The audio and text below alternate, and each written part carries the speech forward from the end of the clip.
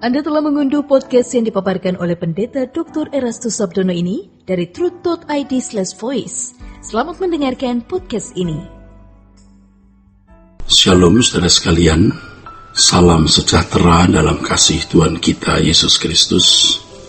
Kebenaran hari ini 21 Juli berjudul Komitmen Bulat. Komitmen bulat, saudaraku. Banyak orang Kristen berpikir bahwa Allah mentolerir sikap orang Kristen yang masih merasa memiliki diri sendiri dan berpikir bahwa secara bertahap dapat dimiliki oleh Allah sepenuhnya. Biasanya hal ini disebut sebagai proses. Ini adalah kesalahan yang dilakukan dan dimiliki oleh banyak orang Kristen sejak dulu. Karena kalau Yesus sudah membayar kita tunai, mestinya kita harus bersikap demikian, yaitu bahwa kita telah dimiliki oleh Tuhan tidak secara bertahap, tetapi sudah secara sah sepenuhnya dimiliki oleh Tuhan.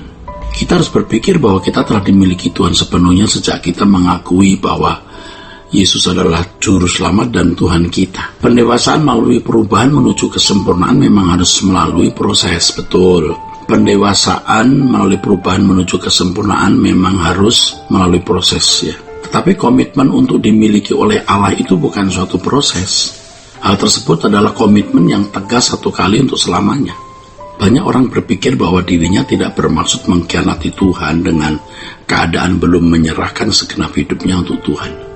Mereka berpandangan bahwa seiring dengan perjalanan waktu dan pendewasaan rohani, mereka akan dapat secara bertahap menyerahkan hidup sepenuhnya kepada Allah. Itulah sebabnya mereka tidak berani membuat komitmen yang bulat, ya. Tidak menyerahkan segenap hidupnya untuk Tuhan, ya. Sikap seperti ini adalah tindakan penyerahan secara mengangsur. Jadi, mereka tidak berani membuat komitmen yang bulat, tidak menyerahkan segenap hidupnya untuk Tuhan, ya. Sikap seperti ini adalah tindakan penyerahan secara berangsur.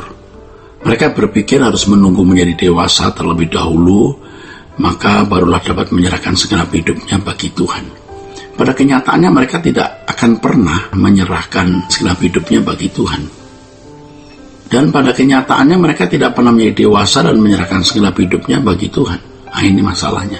Pada akhirnya orang-orang Kristen seperti ini menjadi mangsa kuasa kegelapan. Kita harus menerima kenyataan bahwa kita telah dibeli dengan harga yang lunas dibayar. Ini berarti kita sudah tidak memiliki diri kita sendiri, saudaraku. Komitmen untuk menyerahkan diri segenap hidup bagi Tuhan seharusnya sudah dilakukan dengan bulat. Kita harus berani berkata, "Kuserahkan hidupku menjadi milikmu, dunia bukan rumahku, aku mau pulang ke surga, aku mau hidup suci, ya, hidup tidak bercacat. Aku hidup hanya mau melayani Engkau dan mengabdi kepadamu. Segenap hidupku adalah milikmu." Ya saudara, ini sudah harus merupakan penyerahan yang tuntas, tidak bisa bertahap. Selanjutnya proses pendewasaan membuat kita bisa memenuhi secara benar komitmen kita sesuai dengan standar yang dikehendaki oleh Tuhan, sesuai dengan standarnya. Jadi harus berkomitmen terlebih dahulu, barulah mengalami proses pendewasaan. Seperti orang kaya di Matius 19 ayat 16 yang berkata, "Tuhan, apa yang harus kulakukan supaya aku beroleh hidup yang kekal?" Tuhan menunjukkan jalannya bahwa untuk memiliki hidup yang berkualitas, ia harus menjadi orang yang menuruti hukum. Orang kaya tersebut harus taat pada hukum agar memiliki hidup yang kekal.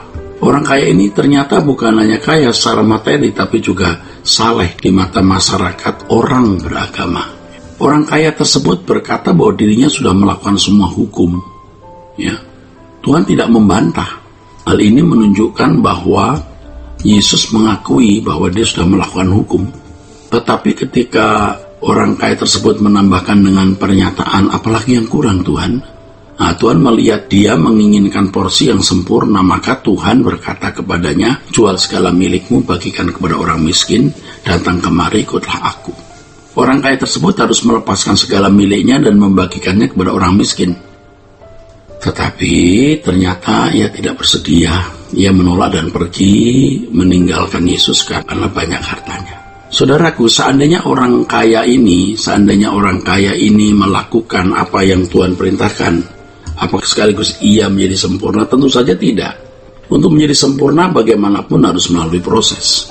Kalau orang kaya tersebut melakukan apa yang diperintahkan, ya belum tentu ia dapat meninggalkan percintaan dunia di dalam hatinya. Kalaupun ia melakukan apa yang diperintahkan Tuhan. Orang kaya ini sudah hidup dengan gaya hidup dan cara berpikir seperti lingkungannya selama bertahun-tahun. Tidak mungkin ia bisa berubah dalam sekejap. Tetapi seandainya ia melakukan yang Tuhan perintahkan, Tuhan akan pimpin dia sehingga ia dapat terlepas dari percintaan dunia. Tapi kalau ia menolak, maka proses pendewasaan menuju kesempurnaan tidak dapat berlangsung. Nah, saudaraku, dalam Lukas pasal 14 ayat 33, Yesus berkata, kalau kamu tidak melepaskan dirimu dari segala milikmu, kamu tak dapat jadi murid. Ini berarti harus meninggalkan segala milik dengan berkomitmen dulu, maka barulah menerima tuntunan Tuhan untuk hidup sesuai dengan kehendaknya. Dalam hal ini dibutuhkan sikap yang militan dari seseorang untuk mengambil keputusan mengikuti Yesus. Militansi seseorang ditunjukkan dengan kesediaannya melepaskan diri dari segala miliknya. Kalau seorang prajurit dunia bisa mengorbankan harta keluarga dan nyawa mereka untuk kaisar dan negara atau kerajaan, mestinya orang percaya juga bisa mengorbankan segala sesuatu demi Tuhan dan kerajaannya. Mestinya juga begitu, saudara. Ya, orang percaya yang membela Tuhan dan kerajaannya pasti mengalami pembelaan dari Tuhan. Kita harus berpikir adalah kehormatan untuk bisa membela Tuhan dan kerajaannya. Karena di balik perjuangan kita ini, kita memperoleh kemuliaan bersama-sama dengan Tuhan Yesus di kerajaannya nanti. Kiranya kebenaran hari ini, saudaraku, memberkati kita sekalian. Sola Gracia. Untuk berlangganan renungan harian dalam bentuk cetak, silakan hubungi Truth Literatur di nomor telepon 0878 7870 7000. Untuk mendapatkan CD khotbah, MP3 renungan Truth, dan CD album lagu produksi Sola Gracia, Anda dapat menghubungi di hari dan jam kerja di nomor telepon 021 638 60953. Tuhan Yesus memberkati. Sola Gracia.